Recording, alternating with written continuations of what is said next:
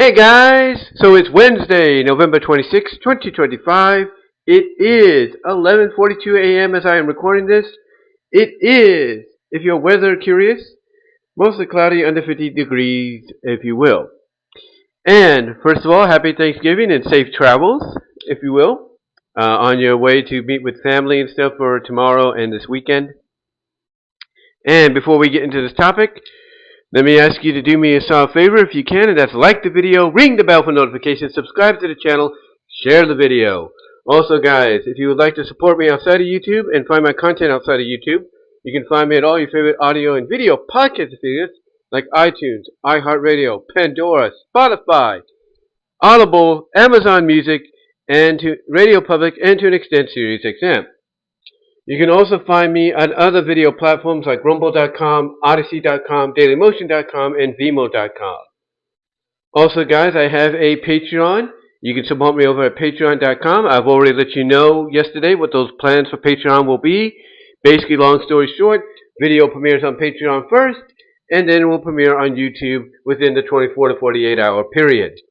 So check out my Patreon, we'll be coming there very, very soon. Just getting the final plans of what will be the first things to go there first. Also, ladies and gentlemen, if you want to follow me on social media, you can find me at x.com, aka twitter.com. You can find me at bluesky.com and TikTok. I have a DeviantArt. If you want to go to deviantart.com at BVW1979. I have an Ink Bunny account as well, inkbunny.net at BWRosett. Also, you can support me through Venmo and Cash App. I also have a Fourth Wall store. Link is at the top for that.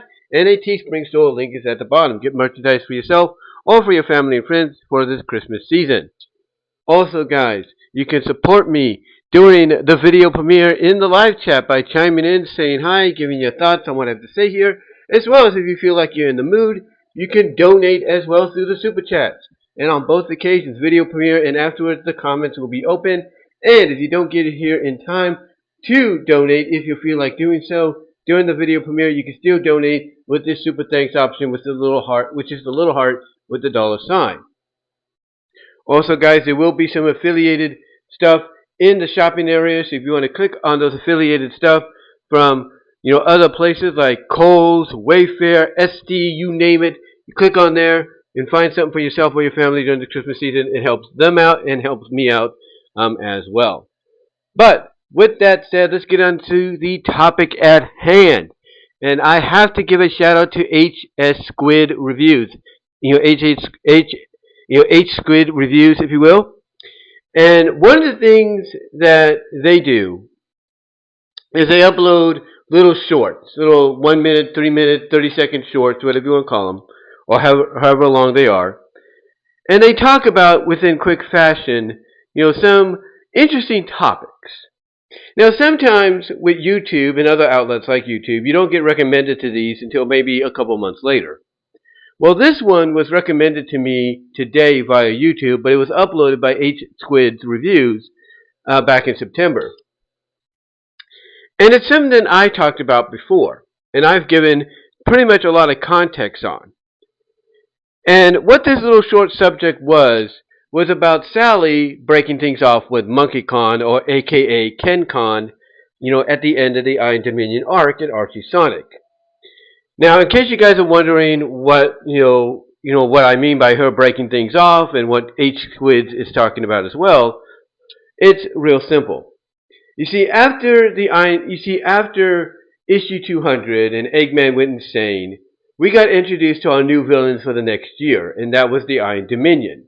This was hinted at through various little side plots, little side scenarios in earlier issues, with Snively contacting somebody from, another part of the world. And a lot of clues and hints were given as to who this could be.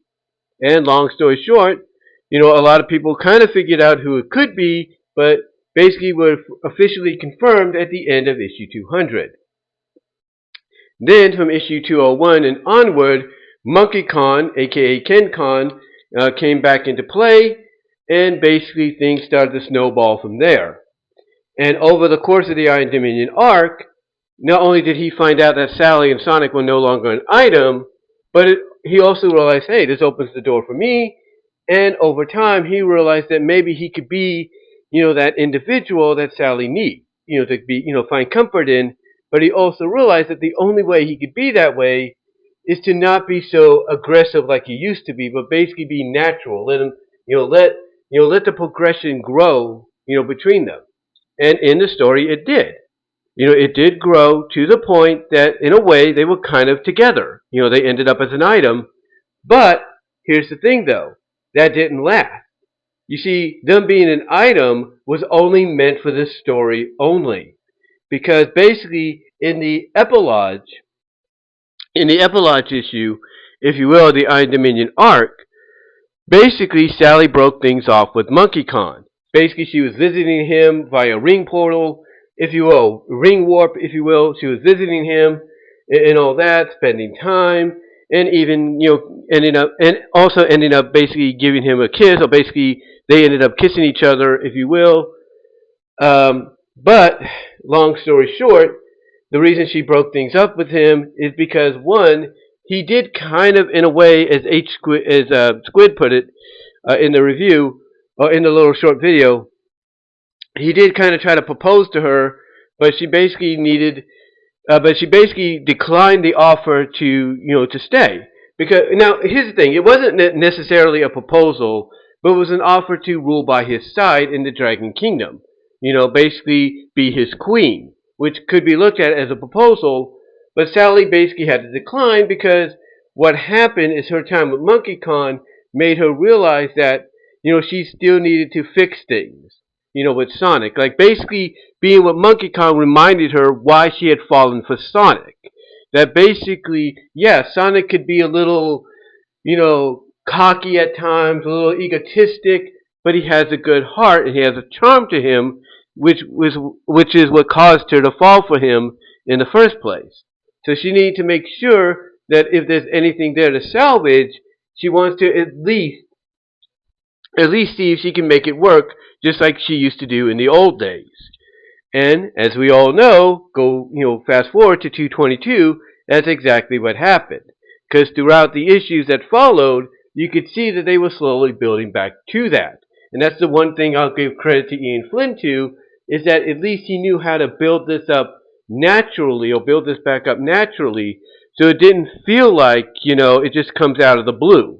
He wanted to basically build it up so that way, you as a fan and a supporter potentially of the pairing could wonder if yay or nay it was going to occur. And in this case, it was a yay that yes, it did. But to get back to the Monkey Khan situation, or the Ken Khan situation, a lot of people could comment and say, oh, well, what she did here was effed up. She was leading him on. She was doing this and that. No. What it was, like I said, is that Monkey Khan basically reminded her as to why she fell for Sonic.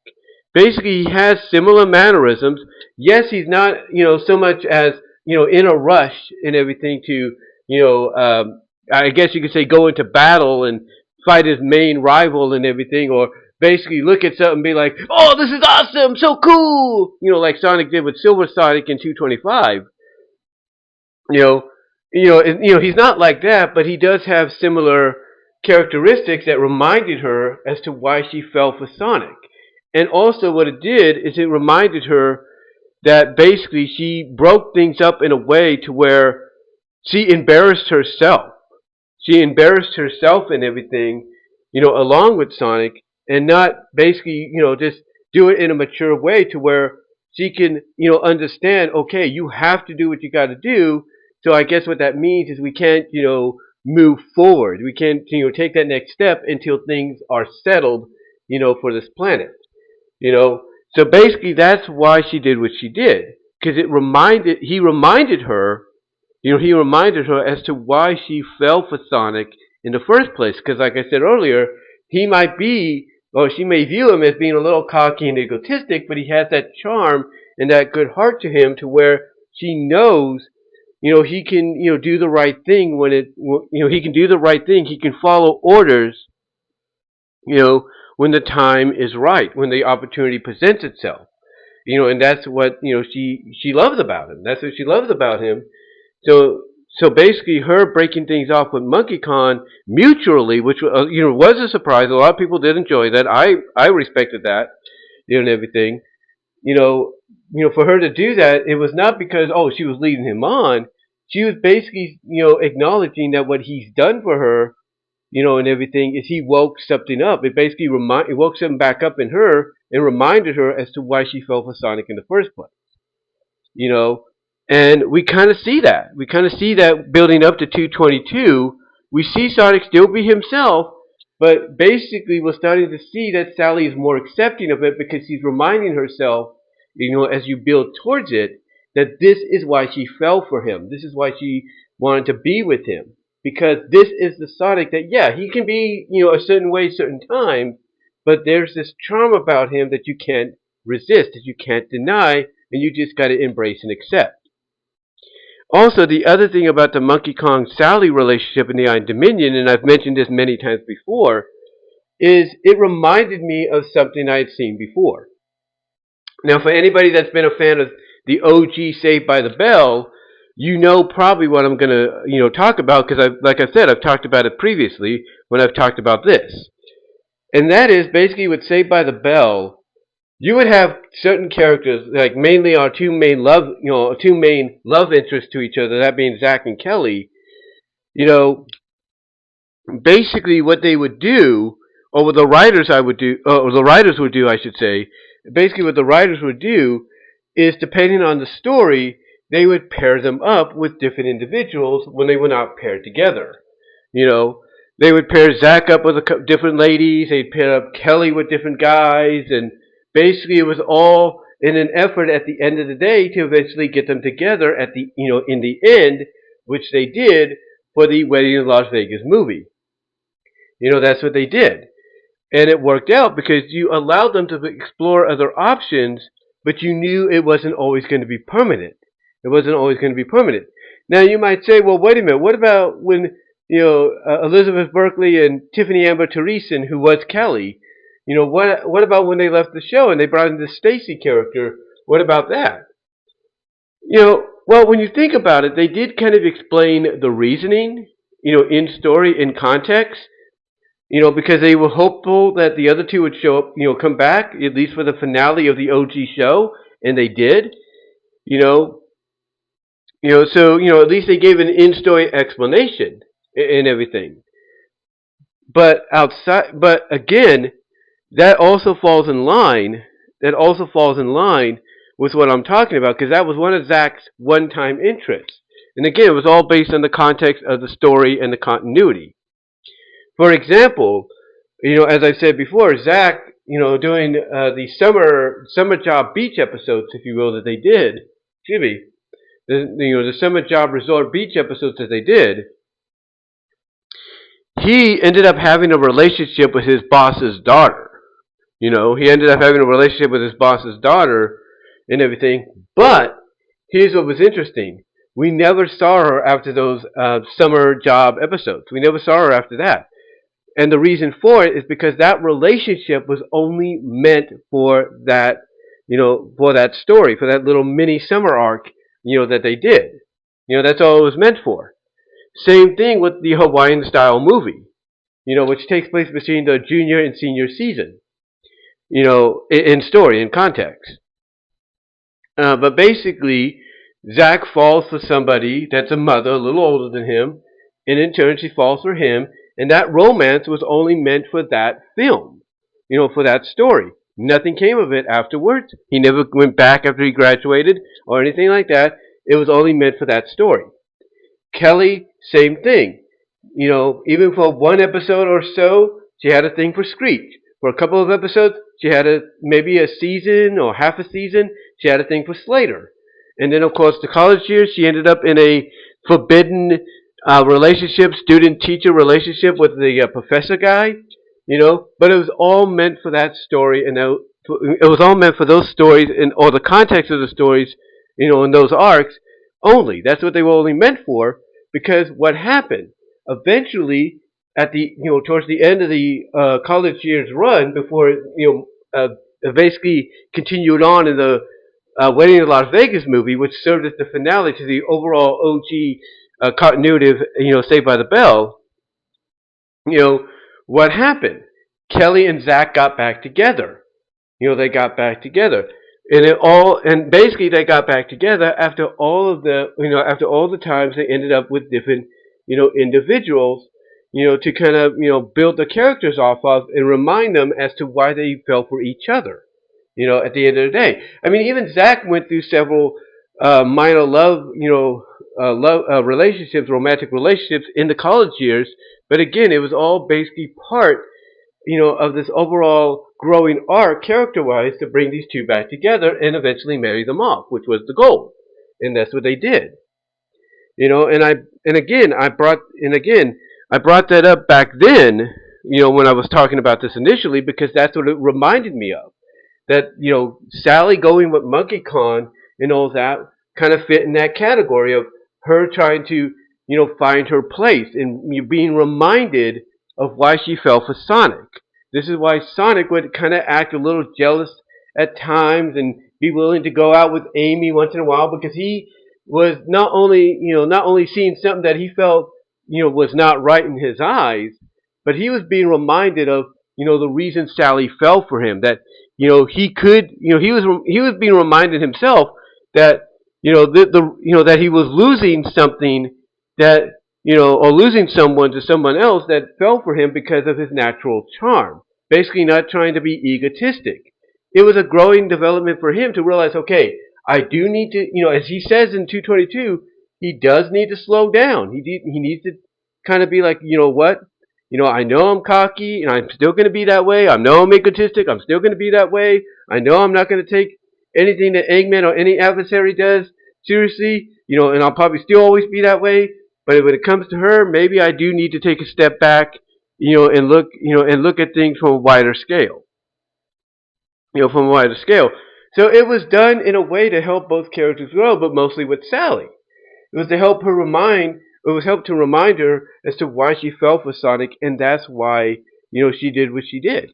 That's why she mutually and respectfully had to decline Monkey Kong's offer to stay with him.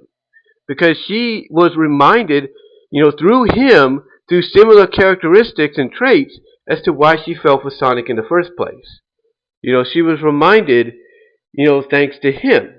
And that's why you could tell Monkey Kong in a very big sign in, evolution of maturity, even though he was saddened by her rejection, understood and respected it.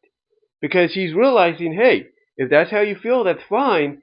But he jokingly saying, but hey, letting he blows it this time. I'm going to be right there. Kind of making a little fun of it, making a little bit of a joke of it. That shows maturity on his end, because he's willing to accept it, because he knows that as a princess she has this role as well, and duty to her people, like he has a role and duty to his. So he's willing to accept that, and everything. But him jokingly saying, "Hey, if he blows it, I'll be right there." He's basically letting her know in a joking way, "Hey, you better remind this guy that if he wants to keep you away from guys like me, he needs to grow up and shape up." So yeah, it's a good look for him, mature wise and everything. Good, good character growth and and everything for him. In the long run, which is a great thing to see.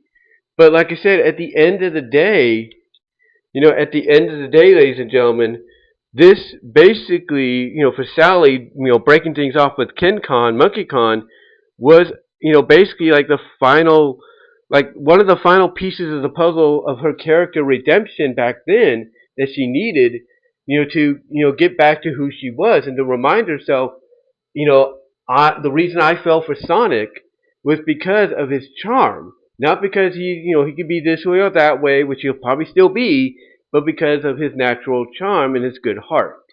So I think, so to me, her doing what she did here, yeah, some people might be indifferent about it, but it was basically a sign of her coming full circle and reminding herself as to why she, as her true self, as her, as she mentioned at the end of 178, 177, when Sonic noticed that she had got her hair back to what it was, her saying that she's getting back to her old self. her having this, sign of character growth was her saying, look, it's her saying, I'm trying to find the right words to say before I have a brain fart and I get tongue tied here. It's her saying, to herself that basically when she says to Monkey Kong that she needs to make sure there's something there to salvage, she's telling not just him but herself that the real her, the one that she's gone back to at the end of '77, that real her is essentially saying, this is the Sally that fell for Sonic. This is the Sally that understands he could be this way or that way, but at the end of the day, he's a good person. He has a good heart. He has a natural charm that you can't resist, and you just got to accept and roll with it. And she's reminding herself that the Sally that she's back to being, would have been okay with him, having to hold things off on the consult, on the marriage, and everything until things, are righted or settled down on Mobius. So yeah, basically at the end of the day, you could say what you want about this moment, but to me it was basically, like I said, the bookend of her growing and maturing and realizing that the real her, not the one people saw in 134, but the real her would have been okay with Sonic having to hold things off on their consult, the proposal, their engagement, until things with Eggman, at least settle down to the point that they can actually just, be together as much as they can be without, worrying about what comes next and all that. So, so to me, like I said, you can say what you want about it, but I think it's a good moment. I think it's a good, a good look for a character like that, and you don't see it that much. You don't see it that much, I should say, in comics, whether they're all ages or not, especially nowadays. You don't. But back then you did, and even now you do. So with certain comics, that is, not all of them. But that's all I can say on it, guys. Again, shout out to H Squids and all that. In the little short video they did in September. Let me know what your guys' thoughts are, if you haven't already, in the live chat. On how you feel about this. Where do you stand with it and all that? Let me know. And until next time, guys, like the video, ring the bell for notifications, subscribe to the channel, share the video, click on the links in the description to find my content elsewhere outside of YouTube, as well as support me outside of YouTube. But guys, give me your thoughts. Love to hear what you have to say on this. And until then, I'll talk to y'all later. God bless. Take care.